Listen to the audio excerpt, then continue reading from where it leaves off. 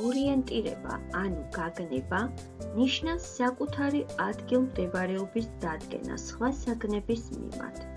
იმისათვის, რომ შენი ადგილმდებარეობა დაადგინო, საჭიროა იცოდე შენთვის ცნობილი საგნები ჰორიზონტის რომელ მხარეს მდებარეობს. აბა გამოიცანი, არაა საათი, თუმცა კი გავს. ის არის აქვს და მიჩვენებს გზას.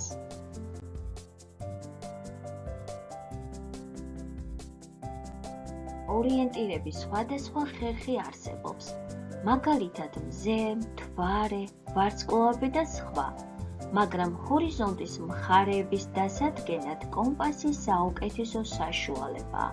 კომპასის გამოყენებით გაგნება ზღვაზე, ხმელეთზე, ჰაერში, დღისით და ღამით, ნებისმიერ ამინდშია შესაძლებელი. კომპასი პირველად ჩინეთში 2000 წლის წინ გამოიგონეს. მოგვიანებით მე-13 საუკუნეში მისი გამოყენება ევროპაშიც დაიწყეს. მას სიზანს, ანუ სამხრეთის მაჩვენებელს უწოდებდნენ.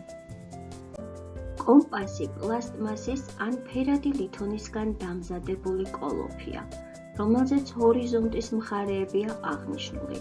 კომპასის მთავარი ნაწილი მაგნიტური ისარია. იგი ნემსივით წვრილ ღერძზეა წამოცმული და თავისუფლად მოძრაობა შეუძლია.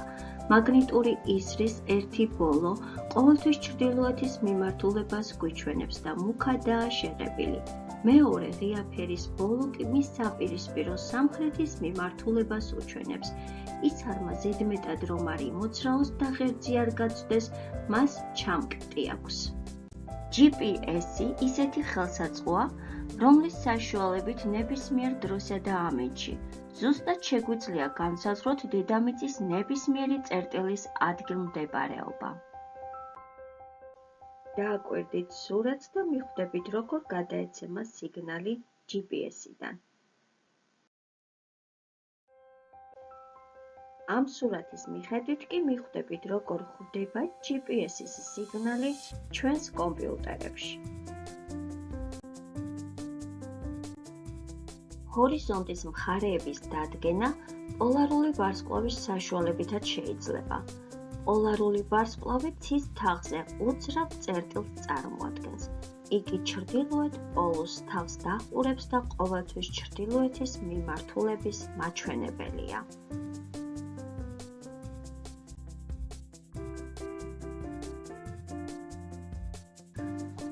ღამით ცის თაღზე დიდი დათვის თანავარსკვლავედი უნდა მოძებნო. იგი 7 ვარსკვლავისგან შედგება და მათი განლაგება დათვს ან ჩამჩას წააგავს. შემდეგ მეორე, პატარა დათვის თანავარსკვლავედი მოძებნე, რომელიც ასევე ჩამჩას წააგავს. დიდი დათვის თანავარსკვლავედის ბოლო 2 ვარსკვლავი წარმოსახვითი ხაზით შეაერთე. თუ ხაზს დიდი დათვის თანავარსკვლავედის ბოლო 2 ვარსკვლავის გასწვრივ გააგრძელებ და მანძილს დაახლოებით 5-ჯერ გადაზომავ, მაშინ მონაკვეთის ბოლოს კაშკაშა ვარსკვლავს შენიშნავ. ეს პოლარული ვარსკვლავია. იგი პატარა დათვის თანავარსკვლავედში კოვზის ტარის კუდს წარმოადგენს. ორიენტირება მზისა და ჩრდილის მიხედვით შესაძლებელია. დილით ჩრდილი ყოველთვის დასავლეთის მხარესაა. შენ უკვე იცი, რომ მზე ჰორიზონტზე ყველაზე მაღლაა შუადღისას და ამ დროს საგნების ჩრდილი ყველაზე მოკლეა. მას საშუადღეო ჩრდილი ჰქვია და იგი ყოველთვის ერთსა და იმავე მხარეს, ზუსტად ჩრდილოეთისკენ არის მიმართული. მაგრამ თუ სამხრეთ ნახევარსფეროში იმყოფები, მაშინ შუადღისას ჩრდილი მიმართული იქნება სამხრეთისაკენ. თუ ჩრდილოეთ ნახევარსფეროში იმყოფები, შუადღის ჩრდილი ჩრდილოეთის მიმართულებას გიჩვენებს. თუ სამხრეთ ნახევარსფეროში ხარ, მაშინ შუადღის ჩრდილი სამხრეთის მიმართულებას აჩვენებს. თუ შენ გზა აგებნა, მაგრამ თან არც კომპასი გაქვს და ამინდიც წვიმიანია, მაშინ ყურადღებით მიმოიხედე ირგვლივ. ჰორიზონტის მხარეების დადგენა ადგილობრივი ნიშნების, ანუ ირგვლივ მდებარე საგნების მიხედვითაც შეიძლება. მათ ბუნებრივი ორიენტირები ჰქვია. განმარტოებით მდგარი ხე ცოცხალი კომპასია. მას ტოტები და ფოთლები უფრო უკეთ სამხრეთ მხარეს აქვს განვითარებული, რადგან ხის ეს მხარე უფრო მეტად არის განათებული, ვიდრე მისი მოპირდაპირე და ჩრდილოური ჩრდილოეთის მხარე. გადაჭრილ ხის ჯირკვლზე დაკვირვებისას ადვილად შენიშნავ, რომ ხის ასაკის მაჩვენებელ რგოლებს შორის მანძილი არათანაბარია, ერთ მხარეს უფრო დიდია, ვიდრე მეორე მხარეს. წლიური რგოლები ერთი მეორისგან სამხრეთისკენ უფრო დაცილებულია, ვიდრე ჩრდილოეთით. ჰორიზონტის მხარეების დადგენაში მწერებით შეიძლება დაგეხმარონ.